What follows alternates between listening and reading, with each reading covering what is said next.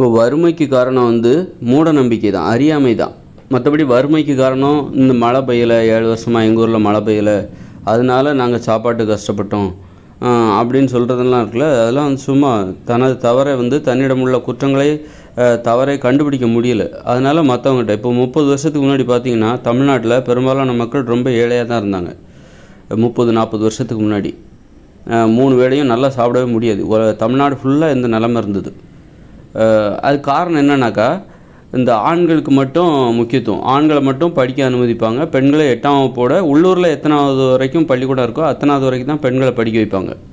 அப்புறம் வந்து நீ வீட்டோட இரு, வீட்டில் உள்ள வேலைகளை செய்யி அப்படின்னு சொல்லிட்டு பசங்களை மட்டும் ஆண்களை மட்டும் படிக்க வைப்பாங்க.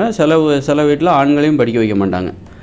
அப்போ 2 பேருமே வேலை பார்த்துருந்தா, 2 பேரையும் ஆண் பெண் இருவரையும் சமமாக கருதி இருந்தால் அப்போ 2 பேரோட வருமானமும் வீட்டுக்கு வந்திருக்கும். வீட்டோட பொருளாதாரம் என்பது கண்டிப்பாக வந்து உயர்ந்திருக்கும். பெண்களை வந்து இந்த பொருளாதாரத்தை உயர்த்துகிற அந்த முயற்சியில், ஒரு குடும்பத்திற்கு தேவையான பொருளாதாரத்தை சம்பாதிக்கிற முயற்சியில் பெண்களுக்கு அனுமதி இல்லாமல் இருந்தது.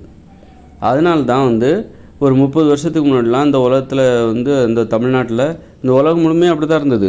தமிழ்நாட்டில் அப்படி இருக்குன்னா இந்தியாவில் எப்படி இருக்குன்னு நினச்சி பாருங்கள்.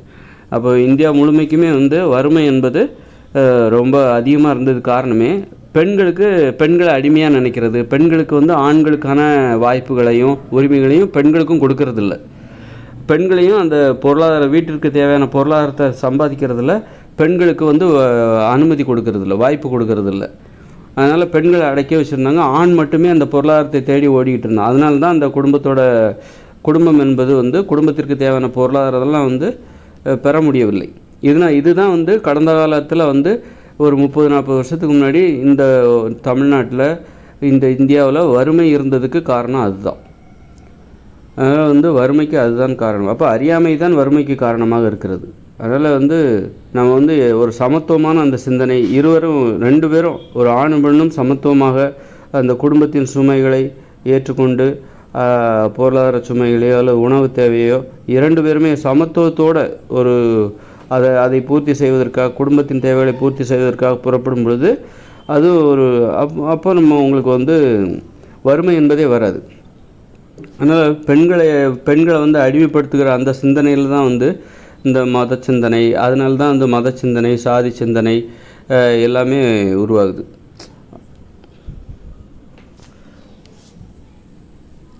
இந்த சாதி சிந்தனையெல்லாம் பார்த்திங்கன்னா பெண்களை ஏன் வந்து ரொம்ப சுதந்திரமாக அப்போ விடலை அப்படின்னா, பெண்கள் சுதந்திரமாக விட்டால் வேற்று சாதியினரோடு காதல் ஏற்பட்டுவிடும், அது நமக்கு பெரிய அவமானமாகிவிடும் அப்படிங்கிறதுக்காகவும் வந்து வேற்று சாதியினர் காதலித்து விடக்கூடாது, அல்லது வந்து 2 வெவ்வேறு சாதியினர் வெவ்வேறு சாதியை சேர்ந்த ஆண்களும் பெண்களும் பழகிவிடக்கூடாது.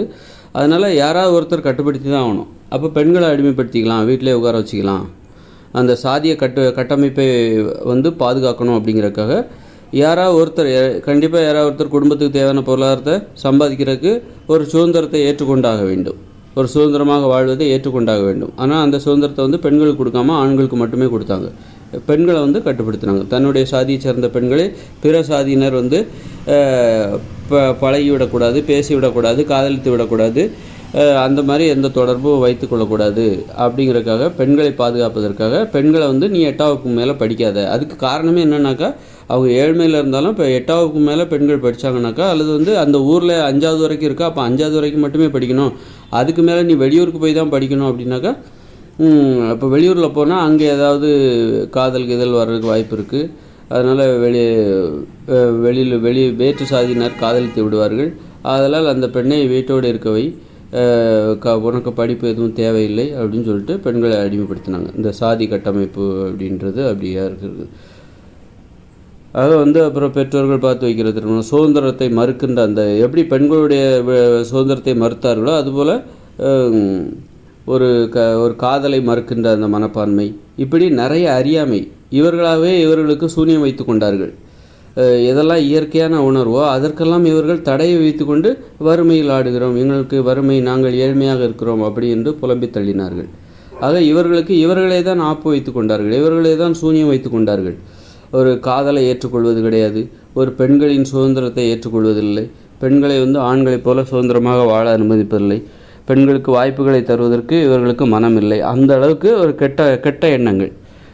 பரந்த எண்ணம் என்பது கிடையவே கிடையாது. நம்மளை போல் தானே அவங்களும் அப்படிங்கிற அந்த எண்ணம் பெண்களை பார்க்கும்போது அவங்களுக்கு வருவதில்லை. இந்த மாதிரி பெண்களுக்கு ஒரு ரீதி அது மாதிரிலாம் நினைக்கும் போது இயற்கையான உணர்ச்சிகளை, காதலுக்கு தடை விதிப்பது, இந்த மாதிரி அறியாமை தான் வறுமைக்கு காரணமாக இருந்தது. வறுமைக்கு இது போன்ற அறியாமைகள், அப்புறம் மூட நம்பிக்கைகள், சாதி மதம், இது போன்ற மூட நம்பிக்கைகள் இதெல்லாம் வறுமைக்கு காரணமாகுது. வறுமைங்கிறது ஏதோ மழை பெய்யாதனால வர்றதில்லை. நாம் மூட நம்பிக்கையில் போகும்போது தான் இந்த வறுமைகள்லாம் அதுவும் ஒரு நோயாக இருக்கிறது, வாழ்வியல் நோயாக இருக்கிறது. வறுமை என்பது ஒரு வாழ்வியல் நோய். நமக்கு இருக்கிற நிறைய மூட நம்பிக்கை சார்ந்த கருத்துகள், நம்பிக்கைகள், அதனை அடிப்படையாக கொண்டு தான் அது நமது வாழ்வில் வறுமை, ஏழ்மை அப்படின்னு நிறைய பிரச்சனையாக அது ஒரு நோயாக மாறுகிறது. எப்படி உடம்புல ஒரு நோய் வருதோ அது மாதிரி அதுவும் மூட நம்பிக்கையில் தான் வருது. உடம்புல வர்ற நோயும் மூட நம்பிக்கையில் தான் வருது. அது மாதிரி வாழ்வில் இந்த மாதிரி வறுமைங்கிறதும் வாழ்வியல் நோய் அப்படின்னா அந்த நோயும் மூட நம்பிக்கையால் தான் ஏற்படுகிறது. நிறைய மூட நம்பிக்கைகள், பெண்களுக்கு எதிரான சிந்தனை, அப்புறம் ஒரு காதலுக்கு எதிரான சிந்தனை, சுதந்திரமான ஒரு வாழ்க்கைக்கு எதிரான சிந்தனை, அப்புறம் சாதி ஏற்றத்தாழ்வை பாதுகாக்கிறது. சாதி மூலம் ஏற்படுகிற உயர்வு பிறப்பிலே வருது, எதுக்கு அந்த உயர்வை விட்டு கொடுப்பானே அப்படின்னு சொல்லிட்டு சாதியை பாதுகாக்கிறது.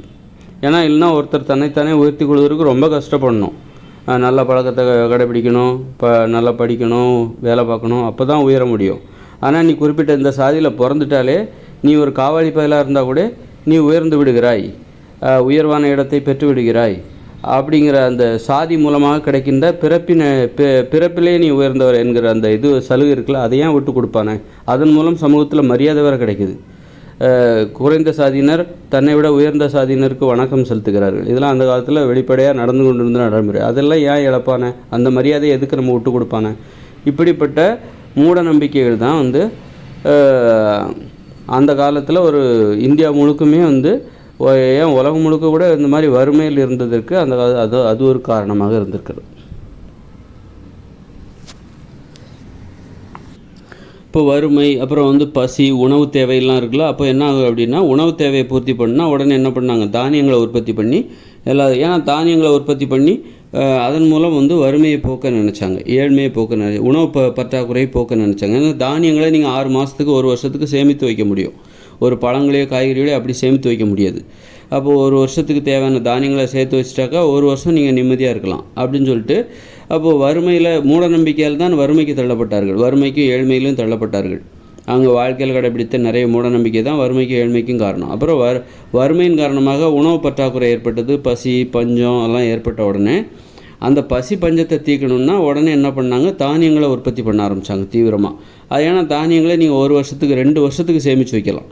மொத்தமாக உற்பத்தி பண்ணி கஷ்டப்பட்டு சேமித்து வச்சுட்டாக்கா 2 வருஷத்துக்கு நீ கவலையே இல்லாமல் இருக்கலாம் அப்படிங்கிற அந்த நம்பிக்கையின்படி தானியங்கள் மீது மக்களுக்கு ரொம்ப மோகம். தானியத்தால் மட்டும்தான் இந்த வறுமையை போக்க முடியும், உணவு பஞ்சத்தை போக்க முடியும் அப்படின்னு அவங்க நினச்சாங்க. அப்போ அதுவும் அந்த தானிய உணவுகளை சாப்பிட்டா என்னாகும், இன்னும் மூட நம்பிக்கை அதிகமாகும், இன்னும் அந்த சாதி வெறி அதிகமாகும். ஏன்னா தானிய உணவுகள் சாப்பிட்டிங்கன்னா அளவுக்கு அதிகமான உடலில் வலிமை ஏற்படும், யாரையாவது அடிமைப்படுத்தணுங்கிற எண்ணம் வரும். ஒரு அன்புங்கிறதுல அன்பை அடிப்படையாக கொண்டு, ஒரு வயதை அடிப்படையாக கொண்டு ஒருத்தருக்கு மரியாதை கொடுக்கணும், பெண்களுக்கு மரியாதை கொடுக்கணும் அப்படிங்கிற எண்ணம்லாம் வராது. பெண்கள் உடல் அளவில் ஆண்களை விட வலிமை குறைந்தவர்களாக இருப்பதால் இவர்கள் அடிமைப்படுத்துவதற்கு எளிதானவர்கள், இயற்கை தந்த பரிசு, பெண்கள் அடிமைப்படுத்துவதற்கு இயற்கையே தந்த பரிசு அப்படின்னு சொல்லிட்டு பெண்களை எளிதாக இருப்பதால் அவர்களை அடிமைப்படுத்தினார். இப்படியே உடலளவில் யாரெல்லாம் வலிமையாக இருக்கிறார்களோ அவர்களெல்லாம் அடிமைப்படுத்த வேண்டும் என்கிற எண்ணம் எப்போ வரும்னா தானிய உணவுகளை சாப்பிடும்போது தான் வரும். அதே மாதிரி ஒரு மக்கள் ஒரு ஊரில் எந்த சாதியினர் அதிகமாக இருக்கிறார்களோ அவர்கள் குறைந்த எண்ணிக்கையில் உடைய சாதியினரை அடிமைப்படுத்தினாங்க. இதுவும் அந்த உடல் அளவில் வலிமை தான். அந்த நிறைய பேர் இருந்தால் அவங்களுடைய பலம் அதிகமாக இருக்கும். அப்போ குறைவான எண்ணிக்கையில் இருப்பவர்கள் அவருடைய பலம் குறைவாக இருக்கும். அதனால் நிறைய எண்ணிக்கையில் உள்ள அந்த சாதியினர் குறைந்த சாதியினர் மீது ஆதிக்கம் செலுத்தினார்கள். இதுவும் இதெல்லாம் இந்த எண்ணெல்லாம் எப்போ வருதுன்னா அந்த தானிய உணவுகளை சாப்பிடும்போது தான் வருது. இயற்கை நாம் உண்பதற்கு அனுமதிக்காத உணவுகளான தானிய உணவுகள், மீன் உணவுகள், முட்டை உணவுகள், இறைச்சி உணவுகளெல்லாம் சாப்பிடும்போது நமக்கு மூட நம்பிக்கை ஏற்படும், உடம்பில் அளவுக்கு அதிகமான வலிமை ஏற்படும். அப்போது நாம் பிறரை அடிமைப்படுத்த வேண்டும், அடக்கி ஒடுக்கி ஆள வேண்டும், பெரிய பெரிய கனவுகள் வரும், பெரிய பெரிய கற்பனைகள், ஆசைகள்லாம் வரும். அது நிறைவேற்றணும்னா நிறைய பேரை அடிமைப்படுத்தி ஆகணும் அப்படிங்கிற அதெல்லாம் வர்றதுனால இந்த தானிய உணவுகளை சாப்பிடும்போது அதன் மூலம் நாம் வந்து உணவு பஞ்சத்தை போக்கிவிடலாம் என்று நினைத்தார்கள். உணவு பஞ்சத்துக்கு காரணமே மூட நம்பிக்கை தான். அப்போது உணவு பஞ்சத்தை போக்குவதற்கு தானிய உணவுகளை தான் இவங்க வந்து ரொம்ப நம்பினாங்க. தானிய உணவுகளை சாப்பிட்டாக்கா மூட நம்பிக்கை ஏற்படும். மூட நம்பிக்கையினால்தான் உணவு பஞ்சமே ஏற்பட்டது. அப்படியே வந்து இது ஒரு சுழற்சியாக மாறிவிட்டது. ஒரு ஒரு வட்டத்தை போல் ஒரு பிரச்சனை இன்னொரு பிரச்சனைக்கு காரணமாக மாறிவிட்டது. அப்புறம் தானிய உணவுகளை சாப்பிட்டா நோய்கள் வரும். எது தான் நோய்களுக்கு காரணம், எது தான் தீர்வு அப்படின்னு மக்கள் ரொம்ப குழம்பி போயிட்டாங்க, குழப்பத்தில் மாட்டிக்கிட்டாங்க. தீர்வு என்பது கிடைக்கவே இல்லை. ஆனால் இப்போ என்னென்னா உணவு பஞ்சம் தீர்ந்து விட்டது. எப்படி தானிய உணவுகளை அபரிமிதமாக உற்பத்தி செய்து உணவு பஞ்சம் என்பது தீர்ந்து விட்டது. ஆனால் நோய்கள் வந்து பெருகிவிட்டது.